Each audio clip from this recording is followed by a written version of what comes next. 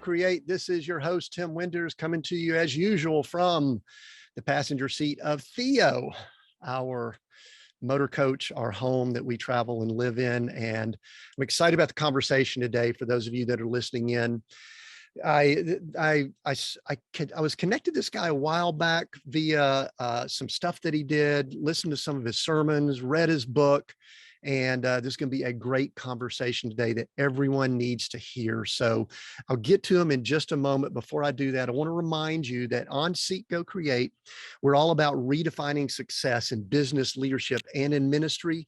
Today, we're going to hit all of those topics. And one of the things you're going to want to do is go check out our website for the extensive detailed notes for this episode.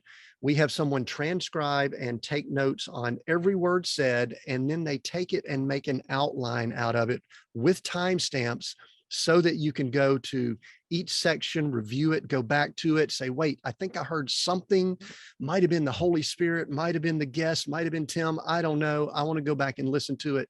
You're going to want to do that today with this episode. Any resources we mention, if we mention other resources, books, links, all of that is in our notes at seekgocreate.com for this episode and every episode.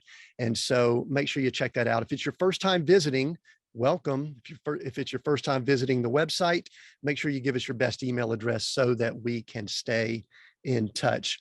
Today we have Justin Kendrick as our guest, and he's the lead pastor of Vox Church, which is up in the New England area, up in Connecticut. He founded it in 2011 with a small group of friends on the doorstep of Yale University. That's probably fun being at the entrance of a university like that. Since then, it's grown to multiple locations across New England. Justin, welcome to Seek, Go, Create. Tim, thank you so much for having me. It's an honor. Yeah, glad that you're here. All right, Justin, first question, to give you a little bit of warning. We're on a plane, we're out and about, maybe not in your typical work environment. We bump into each other and I ask you the question, what do you do? What do you usually tell people? Yeah, that answer has shifted through the years, but in the last couple of years, my go-to is just straightforward. I say, well, I'm the pastor of a church. And as soon as I say it, I love to just kind of lock eyes with that person. And I learn a lot in the next 30 to 60 seconds about their story, about their background, about what they're open to. And then, the conversation goes a host of different ways, but that's it. I just usually say I'm the pastor of a church, and, that'll tell you a lot about the person. Yeah, that's interesting. I bet you get a lot of, I don't know, the movie just popped in my head, and you're much younger than me, so you probably don't remember it, The Exorcist, where some people's heads spin and, green stuff comes out of their mouths. It was a horrible scene. Anyway, give us a couple of responses. I'm just curious because that's, probably of all the things people could say, I'm a lawyer, I'm a used car salesman, I'm a pastor, I'm a politician. Yep. I'm guessing you get a lot of varied response. Tell me some good and then tell me a few ugly. Yeah, for sure. When you're in so I'm from the Northeast, I'm from New England. So up here, most of the time, there is a significant part of the population that doesn't really understand what a pastor is. They think priest. And so, this is a predominantly Catholic area where a lot of people aren't practicing Catholics, but we're culturally Catholic. That's how I grew up. And so right away, it's kind of funny because right away, typically they go, oh, so that's got to be tough, huh? And what they're really saying is, so you're not sleeping with anybody, and then I right away, I tell them, no, I'm a pastor. So I have a wife, I have 4 kids, and they go, oh, that's allowed. And so typically the conversation goes that direction, and it starts to shift the paradigm, like, oh, wow. Okay. So you can have a family and you do, and you don't wear a robe. I remember this one time, a new guy came to our church and he said, hey, you're the pastor? And I said, yeah. He said, where's your robe? And I say, oh, I put it on right before I go out on the stage. And he said, oh, okay. And then I went out without a robe on. And after the service, he pulled me aside and said, hey, you were messing with me. And I was like, yeah, I was just playing with you, man. I'm just wearing my jeans. And so, that's a response I get in the Northeast. Of course, in the Bible Belt, or if you're traveling outside of New England, the conversation, sometimes people will immediately jump into, let me tell you how spiritual I am. Like I've got to kind of prove myself to the pastor. And so that's always a unique conversation where I just try to lead that person back to grace, that, hey, thank God for the mercy of Jesus and that we can't earn our way And then some people, right away, they've got church hurt, and so they Mm. immediately start telling you how lousy pastors are. And my typical response in that moment is to agree with them, to say, listen, I have seen it, felt it, and experienced it myself. And there's a lot of broken people in this world, so I can identify with that. And that kind of can be a disarming thing for people as well. Yeah, that's good. I love that word grace you threw in there, because I don't know that we could grasp the grace that the Hmm. Father and Christ has for us. Yeah. But I think our role as followers is to show it and share it as best we can in our flawed Yeah. physical condition we're in. And listen, we've seen a lot of mess and junk in the church and all that. So it's interesting, the paradigms there. We did an interview recently, and maybe we could try to include it in the notes, where we were talking to a leadership person from the business world, and they were talking about shepherd leadership, which I've heard a lot of. I've been in leadership world my entire life almost. And I actually asked this question. I'll ask the same thing of you, because you brought up the word pastor, Yep. which is basically shepherd. Right. You mentioned a lot of people don't understand it. And I think we're in a world where people don't understand what shepherd means. Mhm. Why don't you, for us, let's just kind of get started here. Let's go deep. Yep. What is a pastor? What is a shepherd? What is that role in 2022, 21, whenever people are listening in? What does it Yeah. mean? Yeah, it's such a good question. Obviously, theologians have debated this for a long time. And I think there's kind of two sides to it, right? In the Bible, the words are interchangeable in some places, where it talks about an overseer or an elder or a leader within the church. And I think when the scripture uses that term, it's talking about someone with influence and authority, someone who teaches the Bible, someone who leads the church in often a governmental way. But then it also outlines this idea of a shepherd, and that's more the person, that really actually cares for people, that tunes into people. And I would say that shepherding or pastoring is actually a title and not always an office. So what I mean by that is you can be a pastor or have a pastoral gifting, but not necessarily be an elder or an overseer in a church. And so just like a person can be an evangelist, but not an elder or an overseer, or just like a person can be a prophet, but not an elder or overseer, in the same way, a person can be a pastor. And so that pastoral heart is an individual who comes alongside someone and walks with them in their spiritual growth journey, and then challenges and propels them in that growth journey towards Jesus. And so that can look a lot of different ways. It will almost always include a ministry of the scripture, teaching the Bible, living the Bible. But I think, the most powerful element of a pastoral gift is life on life, flesh and blood modeling. And of course, this is the way that Jesus did it, right? And so, in other words, I'm not a perfect person, but I'm living out my convictions about Jesus in front of you. And I'm actually living out my flaws too, not just my successes and the ways I do everything perfectly. I think a lot of pastors got in trouble because they thought, oh boy, my kids have to be perfect. My home has to be perfect. My wife has to be perfect. Everybody's got to be perfect.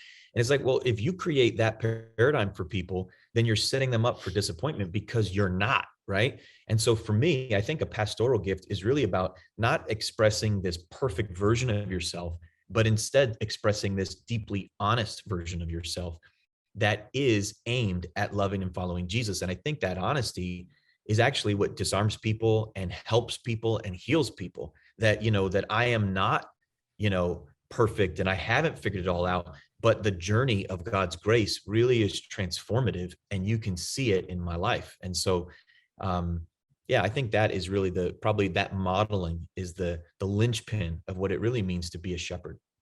Yeah, it's interesting. Earlier, you said that a lot of people, when they meet you and they find out you're a pastor, they immediately go into the, I'll call it impressing you mode, to Yeah, yeah, maybe check a box or punch their ticket. That's how I go to heaven, or that's yeah, yeah. whatever.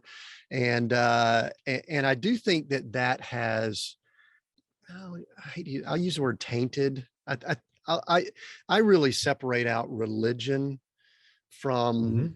Sure. what you talk about in your book that we're talking about later, and Bury Your Ordinary, is basically relationship. Yeah. And I love, because this is one thing I heard in what you just said, is that in the role that you're in, you model and facilitate the relationship with the Father. instead of being a Mhm. conduit to the Father. See, a lot of people, they go to church, and you know this is kind of me ranting a little bit. They go to church thinking, okay, Good. if I check this box, I'm good, right? Yep. Yep. So so anyway, so a lot of traditions of man and things out there. You, about 10 years ago, I just listened this morning to your 10-year service y'all had at the I think it Wow. was a big Yeah. bowl or a facility Yeah. there that you had, which Yeah. just sounds really cool. Sound like a nice crowd there. Let's talk about Vox Church. First of all, I got to know the origins of the name, Yeah. and just give me, and let me just tell you something too. I'm a business guy. I love stats. I love numbers, but I also love to hear the heart of what's going on with the organization. I think so many times when we talk churches, we talk this campus, we got this many people and this many people show up. And Yeah. sometimes we even stretch those numbers. I know that's not you, but yeah, you know what I'm saying. Amen, We brother. pasteurize them. Yeah. Yeah. Pastor. Yeah, yeah. So tell us about your church. Yeah. Yeah. Yeah. So the name comes out of John 5:25.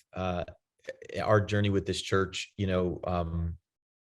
really started with this sense that God was doing something special in the Northeast. So New England is historically known over the last 75 years as the least church region in the United States. Fewer people attend church, follow Jesus than any other place in America. Fewer people read the Bible. So I was just recently in Phoenix, and there was a church there praying for the 48% of people who don't attend church regularly in Phoenix. And I looked over my wife and I about fell off my chair because it's 98% in our city. And so, it's just a very different dynamic. But we also knew that in the midst of all the noise of New England, you've got all the Ivy League schools, you've got a lot of wealth and influence. They're also the stingiest people in America. And in the midst of all that noise, God still speaks. And so, John 5:25, Jesus says, "The day is coming and is now here where the dead will hear the voice of the Son of God, and those who hear will live." And he's not talking about some future time. He says it's now here, it's present, which means that the spiritually dead, every one of us that has a innate desire for God, but a disconnection from him because of our brokenness, because of our sinfulness, now by God's grace can be reborn. We can hear his voice. We can actually experience that mystery of regeneration where God whispers to our inner man and we come alive and then we live. And that's the power of the voice of God in our hearts. And so, it's that deep calls unto deep. It's not always with my ears. It's not always with my mind. It's not always with my emotions. It's even deeper. It's my spirit. And so that's been our big prayer for the last 10 years, that New England would become the most spiritually vibrant place on earth and that the dead would hear the voice of the Son of God. And so we started just praying, God, how would you have us say that in a way that's memorable and unique? And so Vox is the Latin word for the voice.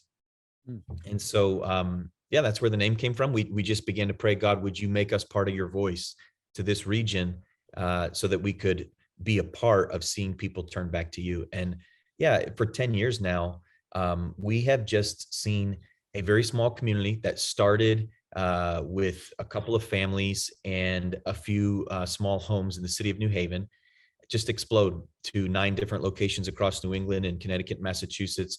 But we still really emphasize and live out that intentional community paradigm where we say, hey, we're doing life together. We are on mission following Jesus together. We are imperfect and broken and transparent and honest together. And we're going to radically love our community together. And so, yeah, it's been the big privilege of my life. I love our church, and I love the family that I get to do this with. I really kind of broke the rule and hired all of my friends. And so, basically anybody that has been a close friend of mine has eventually joined our staff over the last 10 years. And so it really is, that comes with challenges, but it really is a gift to do the dream of your heart with the people you love the most. And so, it's been a joy. And that's a little bit about our church, but Yeah, that's beautiful. Anytime we have a lot of leaders and people that run organizations listening in. So I think I would be remiss if I didn't ask a little bit about kind of what all you've gone through the last few years. But yeah. I think the first big question for me that I have when I hear someone that kind of starts let's just call it home, small community church, Yep. and then the thing starts growing. I mean, business Yep. owners go through it, Yep. people that lead organizations, but let's talk about it in the church sense of it, because listen, we read in the book of Acts and we see they were out of homes, they were living together constantly. And then all of a sudden you start having buildings and you start having people come in once a week and you need volunteers and things like that. Yep. Talk about some of the challenges. I mean, opportunities, we know you could spread a wide net and interact with a lot of people, but talk about some of the challenges of going from Yep.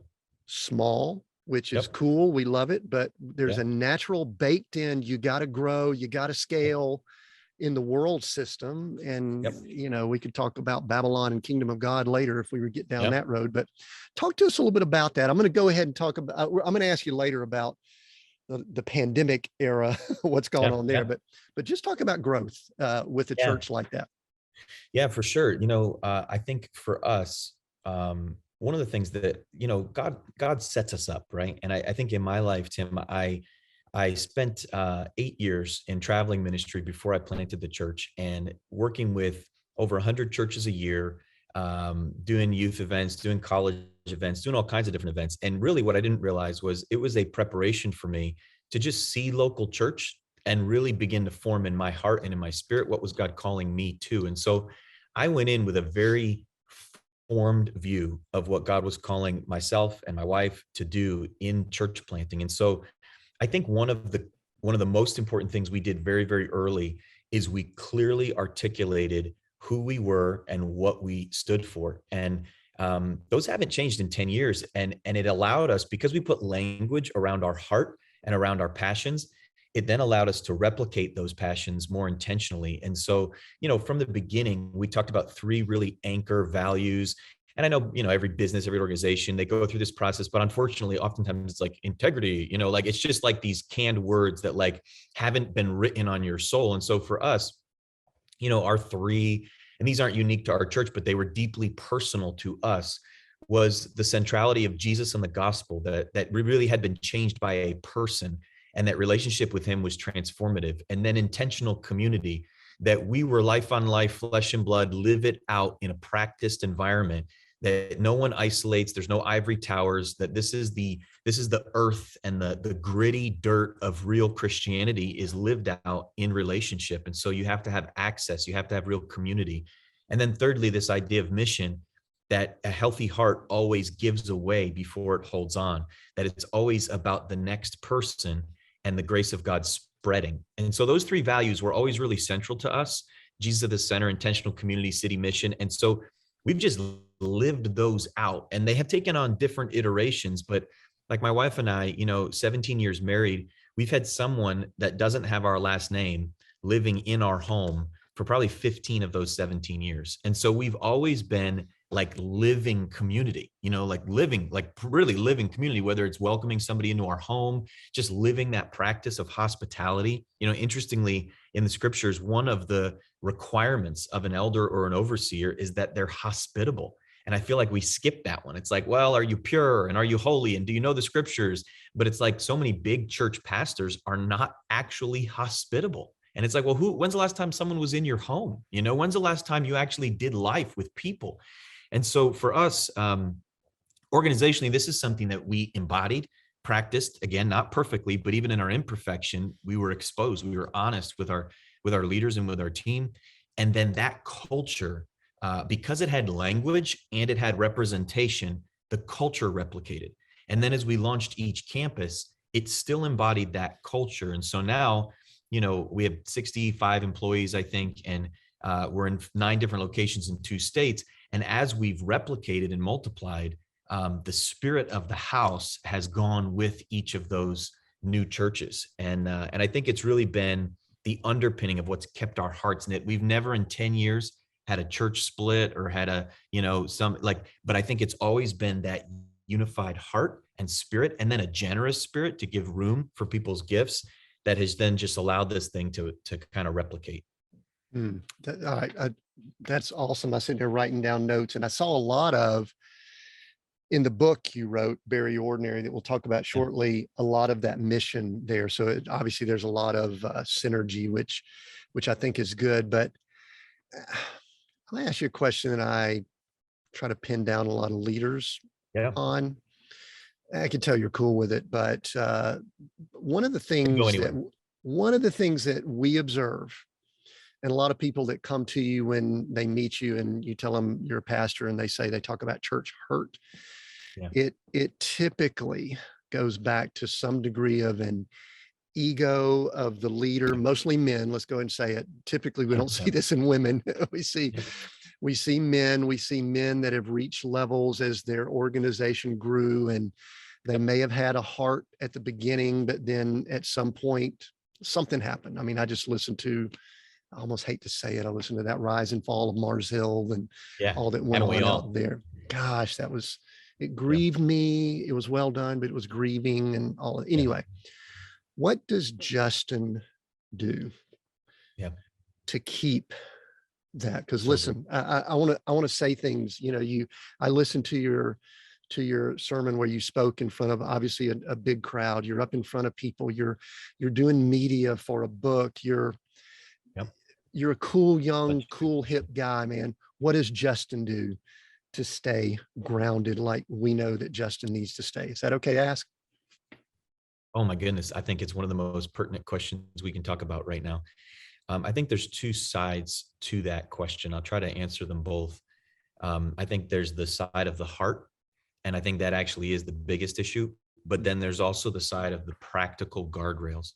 And I think that's also necessary. It's actually a reflection of the heart. So I'll deal with both of them. But the heart side of things, I was in a conversation with a pastor that I had the privilege of getting to know, who has been deeply connected to a number of the more nationally and internationally known moral failures of leaders and pastors. And I asked him, I said, hey, what are like the 2 or 3 things that you see in the heart of some of these leaders that really see great success in ministry and then burn it all down? And I said, just give me like the top 2 or 3 characteristics. And he said, Justin, there actually aren't 2 or 3 characteristics. He said, there's one. This was actually one of the most helpful things. He said, there's one. He said, when the leader begins to see themselves as a celebrity, it's the beginning of the end. And that just was so insightful and helpful, because there are going to be people who see leaders as celebrities. People saw Paul as a celebrity. They saw Jesus as a celebrity. You can't stop what people think and see. They're going to do what they're going to do. We live in a celebrity-driven culture. And so I think that, trying to stop people from seeing you as a celebrity is virtually impossible if the Lord sees fit to give you a larger platform. The problem is how you see yourself. When you begin to see yourself as someone who's got it, as someone who's special, as someone who's better than fill in the blank, I do think that is the beginning of the end. And so now it's been a while for me of just maybe a year or so being really intentional. And I'll talk about some of the practical guardrails, but of just processing through the heart and saying, Lord, where am I giving myself privilege? Where am I denying the heart of the gospel? Which is ultimately, Jesus said, right? He said the church will knock down the gates of hell, and I'll give you the keys to the kingdom, right? We all know that passage in Matthew 16. And then the next thing that happens is he says, so I'm going to die, I'm going to suffer, and I'm going to go to the grave. And they're like, no, you can't do that. And Jesus actually rebukes Peter, right? He says, get behind me, Satan. Those two passages are connected. And what he's saying is, listen, the church doesn't advance from success to success. The church advances from sacrifice to sacrifice. That if you want to be a part of this movement, it's going to mean self-death. It's going to mean coming low so that God can bring you high.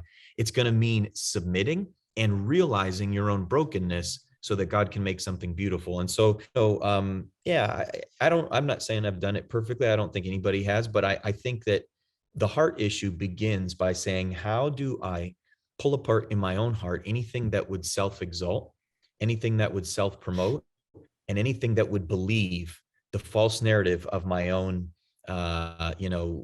superiority. You know what I mean? And so each is given a grace for a common good. 2 Corinthians 10, it talks about being faithful to the sphere of service assigned to you. And that promotion says, Psalm, I think it's 84, comes from the Lord, not from the east or from the west. So for me, any platform I have, it's by his grace and it's from him. And any platform I don't have, it's because he's not seen fit to give it to me.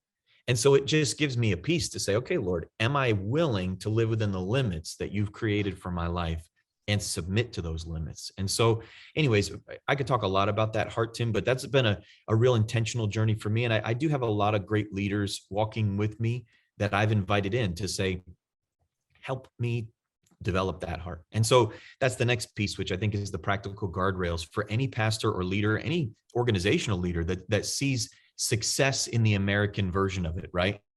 I think you have to deal with the heart issue first, but you have to simultaneously deal with the guardrail issue. And what I mean by that is you have got to put people around you who will speak truth and who have authority over you.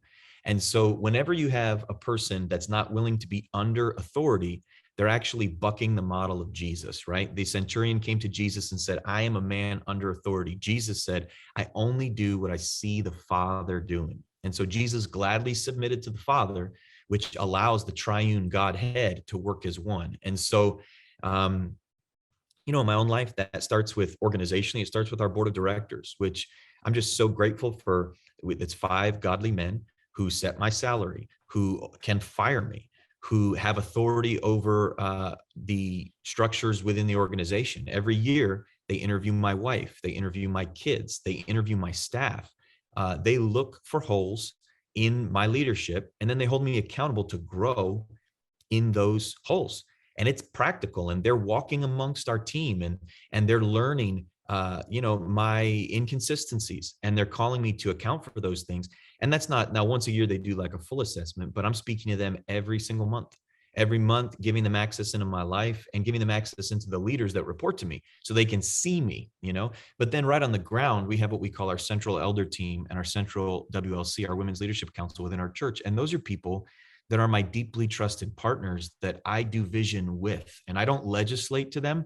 I come alongside and partner with them. And so when we're launching new churches or doing new things, we're doing it as a collective where we're either united in that or we just don't do it. And multiple times I've pulled back the vision because these guys haven't been in unity. And so that's, again, another layer of submission, and then, on the real practical level, I then have people right in my life. And for me, it's on my staff, my executive team, and my wife, who are watching me day to day, holding me accountable, but then also, they have authority to go to those over me and say, hey, I'm concerned about Justin's pace. Hey, I'm concerned about Justin's attitude. Hey, I'm concerned about Justin's use of resources. And so, for me, I think you've got to have the practical, but then you also, at the same time, you have to develop the heart. And no one is immune to the false narrative of our own glory, right? I think that we're all susceptible to it at our own places in life. And so to think that you're immune is the beginning of the end, and so I'm on a journey like a lot of leaders, but I'm trying to be really intentional about the condition of my own heart and how I see myself. That's I love you sharing that. Something that popped in my mind. My wife and I went to Bible school for a couple of years. I won't mention the name or anything, but often people would show up at the Bible school who was started by an individual. It was in a non-denominational arena. And so many people would walk in the doors there and they would ask the question. One of the first things that come out of their mouth is, how long have you been following the person's name that started the Bible school? Got it. In my background, a little bit, you probably tell I like to ask these hard questions. I would say, I haven't been following them at all. I follow him. Yeah, and he's a teacher and I like what he says, but I don't follow that guy. And kind of like you talked about earlier, you travel to a lot of churches, which I think gives you a good paradigm. Some people grow up in one isolated environment and they don't understand the ecclesia or ecclesia, that it's all connected. There's this great connection that goes on. And so I would, we go into church. We've been in Australia, New Zealand. We'd go visit. And my first question when I walk in with the greeter and all, I said, who's in charge here? It's kind of a trick question. I walk in Vox. I said, who's in charge here? And if half the people point to Justin, I have this little thing in my head going, I'm sure he's a great guy. I love Justin. I could tell. I mean, he and I, we could hang out. Yep. But he's not in charge of this operation. God, I hope not. Right. Because you listen, we are not equipped. We are stewards of what we've been gifted with. So, all right. Speaking of that, we are all about redefining success here on Seek, Yeah. Go, Create. Yeah. And depending on when people are listening, a couple years ago, worldwide pandemic starts hitting. You gave us a little glimpse of how the church formed up, and we all know, if you run a company, small business, there were a lot of challenges and issues, large companies too, but it was a little bit different. And Yep. running a church had to present a lot of challenges. Let's talk a little bit about the last 2 years, tough stuff, things you've seen. My wife's name's Glory, glorious moments that have come out of that. Talk about the last 2 years. And this is going to be kind of like a mini leadership teaching for people. Yep. And then we're going to talk about bearing the ordinary, because I've got a lot of things I want to talk about in your book. So go ahead and let us know what the last few years have been like for you personally and the church. Yeah, I think that COVID for all of us was the great revealer, right? I think it was the squeezing mechanism that allowed us to see what was on the inside. And I think for me, I am humbled and grateful that I do feel like, as I look back over the last 5 years of my life, that the Lord was preparing me for COVID. Now, some ugly things came out, but I also think that I had been really intentional over the last 5 years in developing healthy rhythms, in developing a Sabbath lifestyle, in embracing limits, and so I feel like when COVID hit, yeah, I mean, as a church, we did go into a new mode, right? We started saying, okay, how do we serve people in this context? And everybody was upset about something, right? And so there's some that are upset about the vaccine, and some that are upset about masks, and some that are upset about racial injustice, and some that are upset about this and that. And all the ugly that was under the carpet just kind of came out, and so we had people leaving the church, like every church did, and angry at me and accusing our church of 1,000 different things. And we had tragic divorces of families that were ripping apart in the midst of the pressures of being at home. We had physical abuse that was happening with kids. We had kids falling behind in schools. We had the elderly, so we were literally on the front lines, like many of us, on the front lines of trying to serve people, and I love, people don't realize this about the early church. In 151 and 260 AD, there were massive plagues. They say now there were probably measles and smallpox. These huge plagues killed about a third of the Roman Empire, and all the pagans ran away, and they left their wives and their husbands and their kids literally to die in the streets to save their own lives from these plagues. But the Christians stayed, and the Christians served the community, and Christianity went from 1% of the population to, after those plagues, 53% of the population. It really was the establishment of the largest religion on earth. And it was through sorrow and loss, and actually through a plague.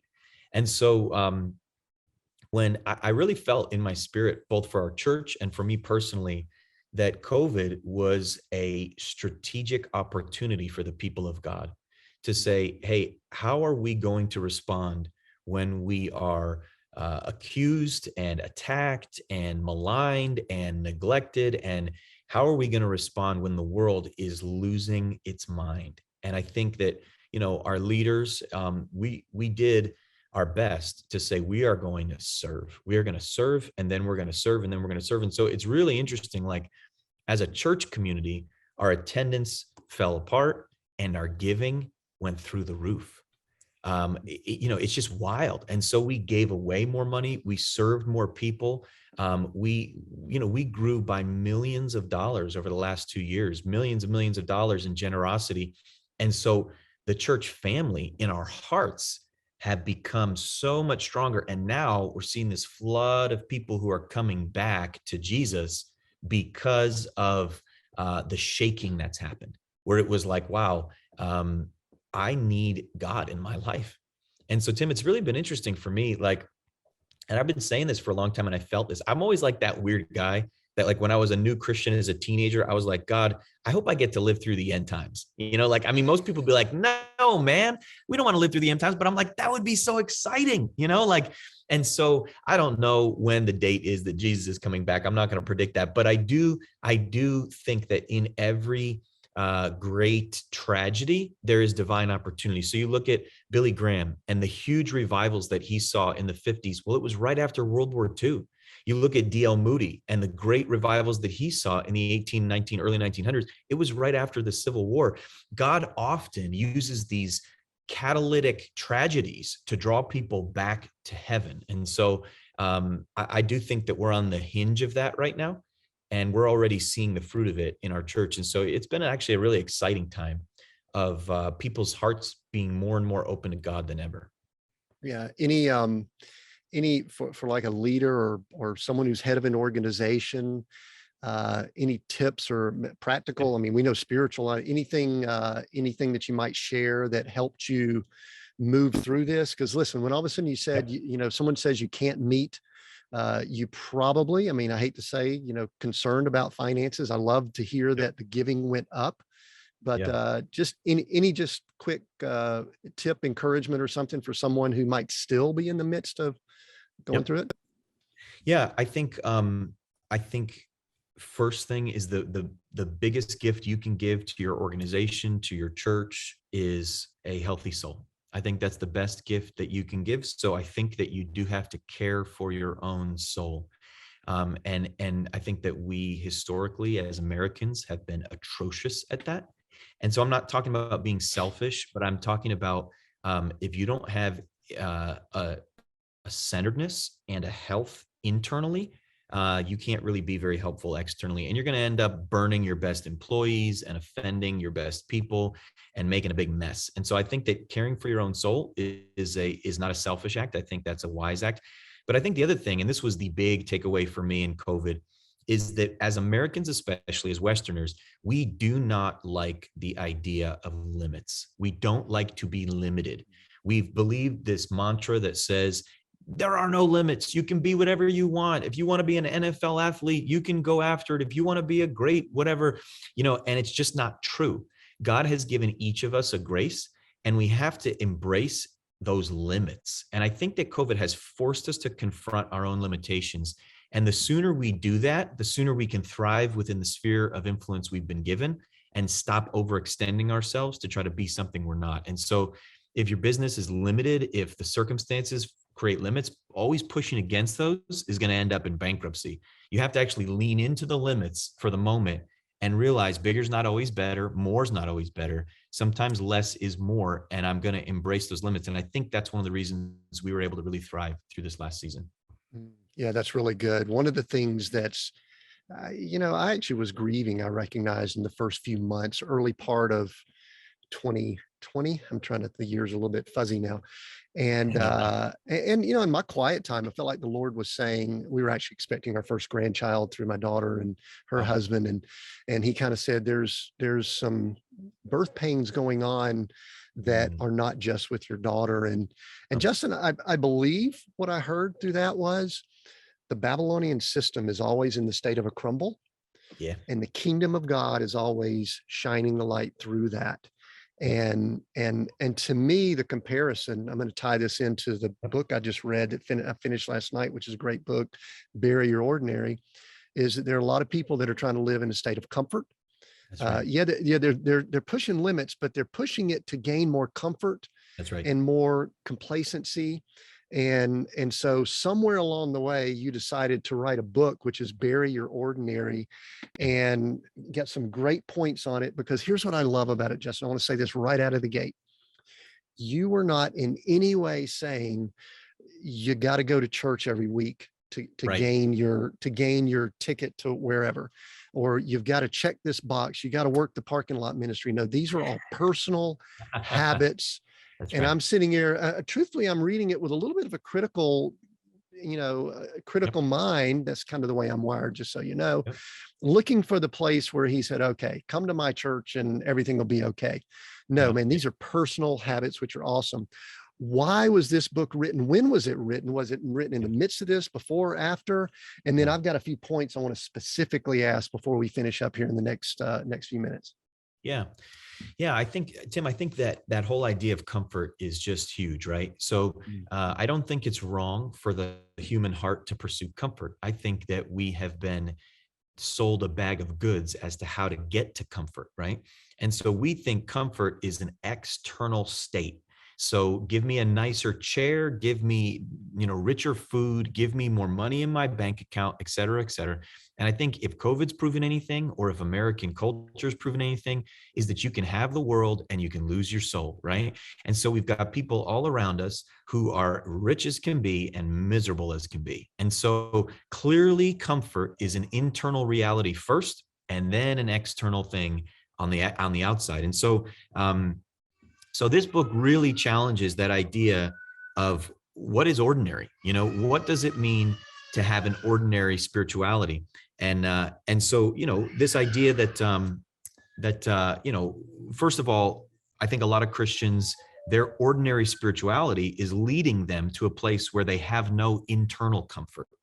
And so through the process of this book was written really over about 20 years. And I asked the question, what are habits that help my heart find the true comfort, which is Jesus? And so how do I grow spiritually so that I can experience a deeper reality of internal comfort in my soul, of relationship with God?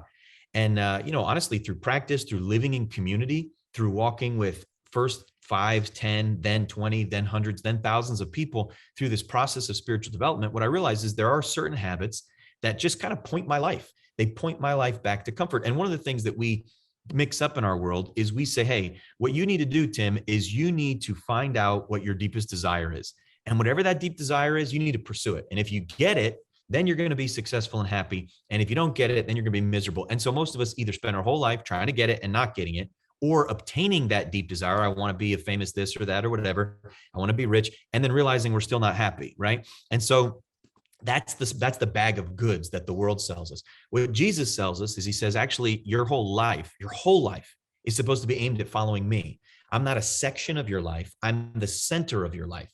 And if you will aim your whole life at following me, I will rewire your heart so that you experience deeper joy in knowing me than you would in anything else. And so that's kind of the premise of the book, is that knowing Jesus really is the center of my life. And then how can I now develop habits that point my heart to knowing him more? And they're really practical. I mean, they're really just honestly like basic practical habits. Now, the mistake, and I'll shut up in a second here, but the mistake that I think so many Christians make is they hear these habits and they go, okay, I do these and now God's going to love me. And that is the great misnomer. And that's why the second chapter talks about how Christians grow. Grace has to be the foundation of my life. And then when I understand that I have received unmerited favor through the cross, now I pursue these habits out of love, not out of obligation. And that really does allow for the fullness of joy when you find them. Yeah, that's good. More of since we're talking practical question, Yep. What was the writing process like for you? Did you write? Did you have help? I just finished writing a novel myself. So these two fingers typed out every 70,000 words of the inspirational novel that it was. But what was the is this your first book? Is this your first book you've written? Have you written more? It depends who you ask, right? So I wrote my first book at 23. No one read it. I'm 39 now. Oh. And then I wrote another book at 25 and then 27. And then, so this is in one form or another, this is probably like my 50th book, but I don't know. It's not really my 50th, but I've been writing. Before that, I was writing songs. And so, yeah, so I wrote this book. It's getting faster for me. I think for any writer, you learn like what your voice sounds like in a book, and I'm still in that process, but it is getting faster and faster. This is the first book I've really published beyond just my circle of friends and, and kind of our ministry in particular. So this, in a lot of ways, is my first book, but it's not my first writing. And so, yeah, it's been a process. I still am in the process. I wouldn't consider myself a great writer by any means. I'm a writer on a journey. But yeah, I wrote it myself, and David Cook, my publisher, came alongside me, and they kind of helped me say, hey, Justin, this sentence doesn't make any sense. And they kind of pushed it to the next level. And so I think it's a lot better because of their input. But they gave me a lot of license to just share what is in my heart through this book. And so, yeah, it was written, but the content of the book actually was genuinely written over 20 years. I mean, it's been a process of asking that question, what does it mean to be a disciple of Jesus, and what habits will point my heart in that direction? And then outlining these 7 specific habits, and then imperfectly live them over decades, and then sharing that on a larger scale. And so it's not like, hey, I had this idea, let's write a book. It's been one of those things that I've been teaching this now in our church for 10 years. And then actually even before that, in our traveling ministry. And finally enough people said, would you please just write this down for us? That I said, I think I want to, and so that was kind of the origins of the book. Yeah. What'd you learn about yourself during the writing process? Yeah, that's a great question, Tim. I think I learned that when I'm diligent and disciplined, I can write a book. I can write a book when I'm diligent and disciplined. That the content is there. I learned that that there. I guess I would say that I've learned that I have something to say. It's just a matter of the discipline of keeping harvesting all the things that I'm already writing or preaching or speaking in a way that makes it helpful for me to communicate in book form later. I learned that I have a lot of growing to do as a writer. I learned that recording an audiobook is pretty fun. We had a good time doing that. That was a really fun experience. I also started preaching during my audiobook more than once, and the audiobook company would be like, stop, you're not reading the book. You're just vamping now. And I'm like, I'm sorry. I just got going there. And they're like, read what's on the page. And I'm like, yes, you're right. So I did learn that too. But yeah, I learned that it doesn't have to be grueling, painful, and terrible. And I think that, for me, historically, whenever I wrote anything, it was grueling, painful, and terrible. But this one wasn't. It was a grace. And I've got another book coming out next year that I've already written, that it's in the editing process now. And that one was even easier. And so I'm thinking, wow, okay, this doesn't have to be so bad. Sure. Well, and let me just say it's excellent. And it reads very well. Thanks. Because I think when you're reading something and you're not aware that you're reading something is a good testimony to it being a well-written book, as opposed to going, this feels awkward. Very, very well written. I highly recommend it. There are 2 of the 7 steps that I want to talk more about here in our time we've got.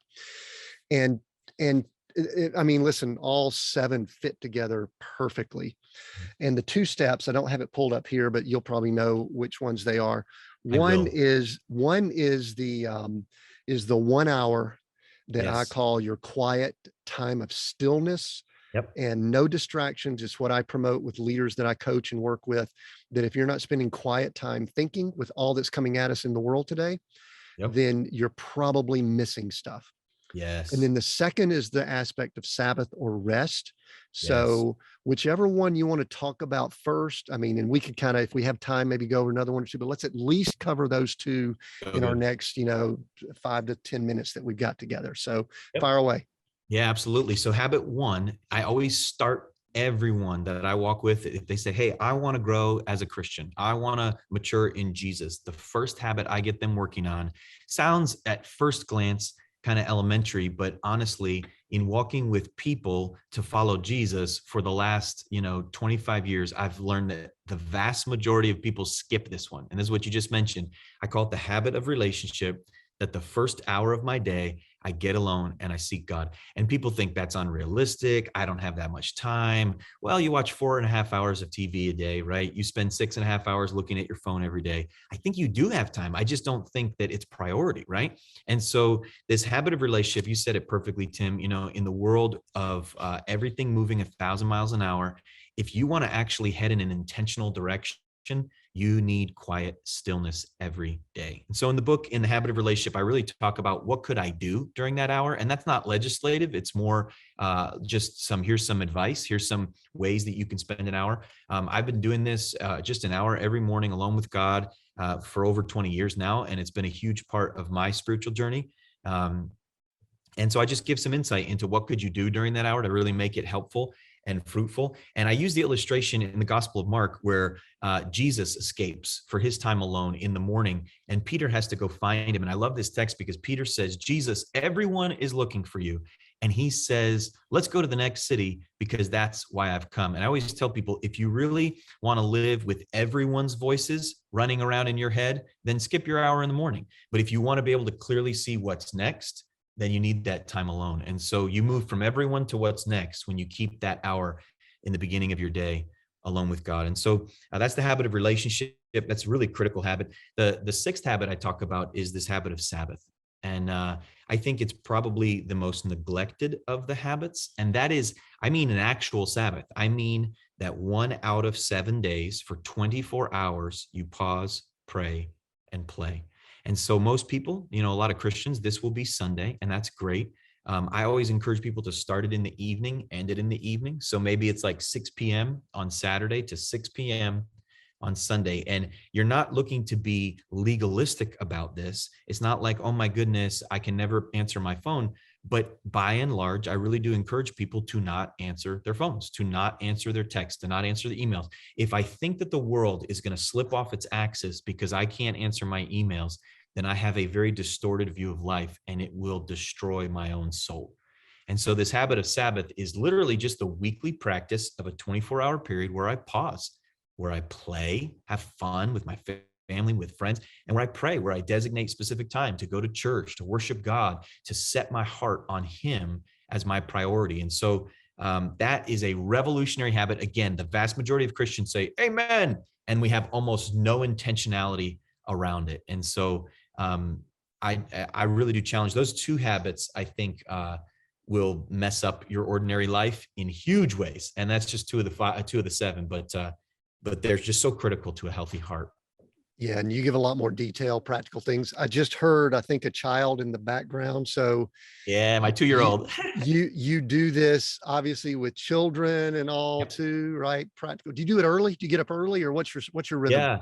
It's so important because people say to me all the time, oh, Justin, you're a pastor, I can't do that. And I'm like, okay, well, I mean, I did it for 15 years before I was a pastor. And now I have 4 kids. I mean, I have a 15-year-old, a 12-year-old, an 8-year-old, and a 2-year-old.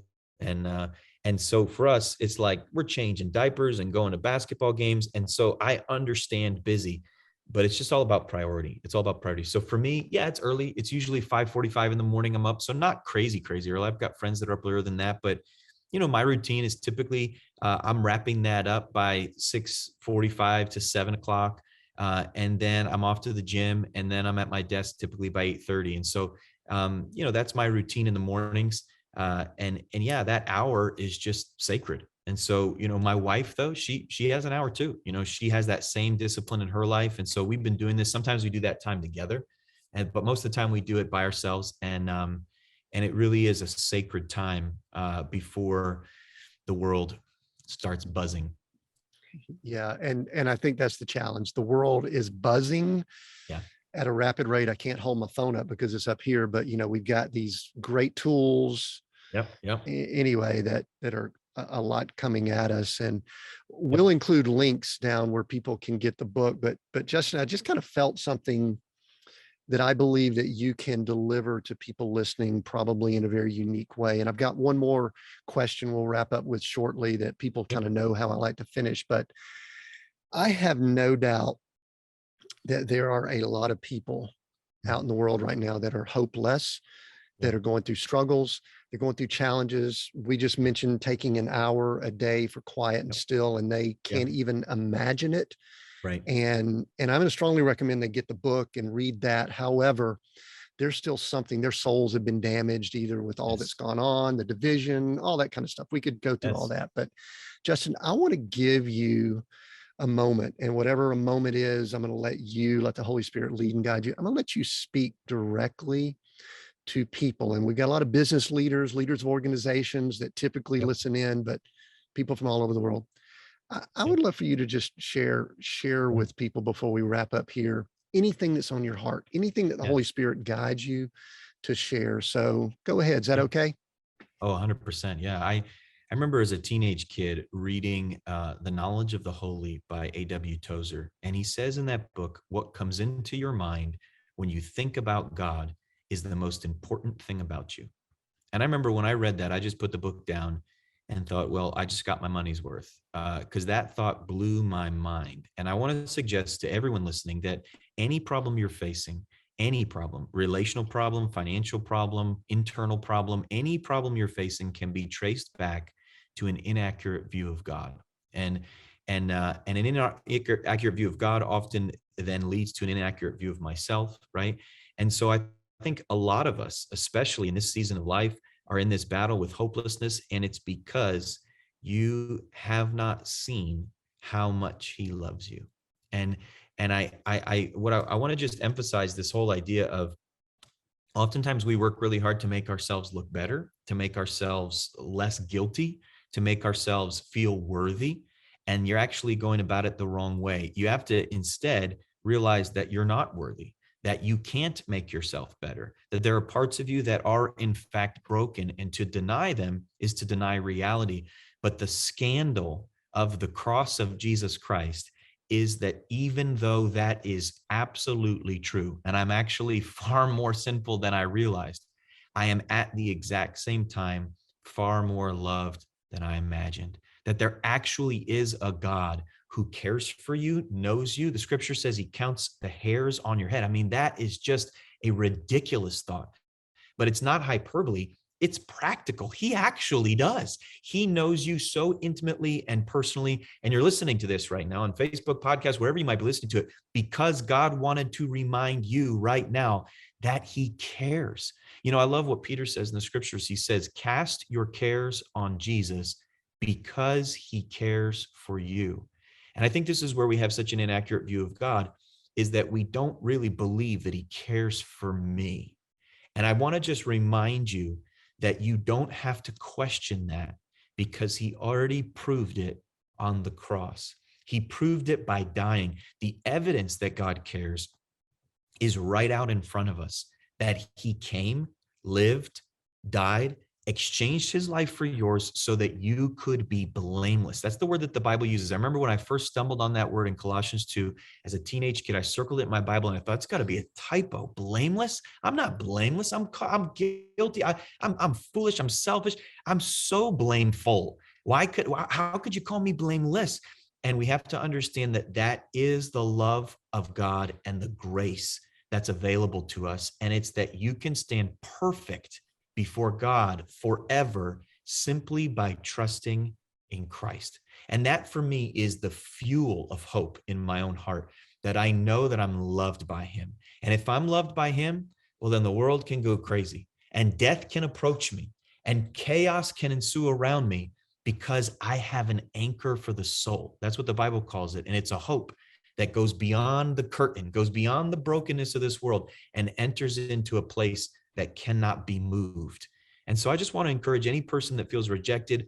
You listening to this podcast right now, it's not an accident. It's not a coincidence. It's providence. God planned for you to hear these words so that you could be reminded again that there is a God who cares. He knows the details and the specifics of your life, and he will walk with you if you will trust his love. And that truth has personally changed me and changed my outlook on everything. And I don't just believe it because I'm a preacher. I believed it long before I was a preacher, and I'll believe it long after I'm done preaching, because it's the truth that's changed me at the deepest part of who I am. That's beautiful, Justin. That's the gospel. That's it. That is the good news. Thank you for sharing that. I appreciate it. I know it touched someone. Where can people find the book? Where do they need to go to find the book? Yeah. If you go to buryyourordinary.com, there's actually an 8-week small group booklet that's available for free just to download. It's one of the ways you could just kind of scope the material out for free. Check it out. There's also 8 different sermons that I've done on the topics of the book that will kind of unpack some other aspects of the book for people as well. And so buryyourordinary.com is a great place to check out for some free resources. But voxchurch.org has a ton of resources that our church makes available as well on this topic. And of course, you can buy it at Amazon, Barnes & Noble, any place you want to buy books. It's available there. And yeah, it's an honor to be on. And hopefully someone is encouraged by this book. Excellent. I'm sure they are. We'll include all that down in the notes and also in all of our links. Justin, we are seek, go, create. Those 3 words mashed together. Yeah. And final question for you. I'm going to make you choose one of those words that maybe resonates or just speaks to you right now. Seek, go, or create. Which one and why? Yeah. So I'd say personally, that's a great question. I would say personally, seek for sure. I think that at least in my context, what I'm seeing, but also across America, that we are in a seek moment, that it's a moment to seek the Holy Spirit for his power. it's a moment to seek God for renewal and spiritual awakening. I think that everyone in planet Earth has been through the ringer the last 2 years, and now it's a moment. It's time, as the prophet says, to break up the fallow ground so that we can seek the Lord until he rains righteousness upon us. And so I think it is a moment to lean into seeking God and just watch the good he makes out of this brokenness. That's beautiful. And I think that goes back to what we mentioned earlier, the quiet time and the Sabbath Yeah. that you brought up. Yeah. Listen, folks, get the book, Bury Your Ordinary. I so appreciate Justin's heart. And listen, I talk to a lot of folks and I can pick up on genuineness and authenticity. And let me tell you what, this guy to me is the real deal. So check out all that he's doing.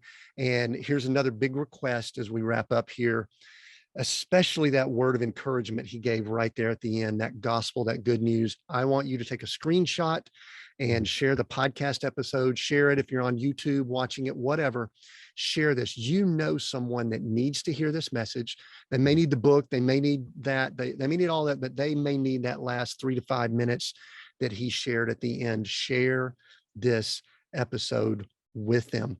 That is one of the most powerful ways that people can hear with all these new tools and mediums that we have on YouTube and social media. So make sure you do that. We have new episodes every Monday that drop. So make sure you subscribe and listen in. Until next time, continue being all that you were created to be.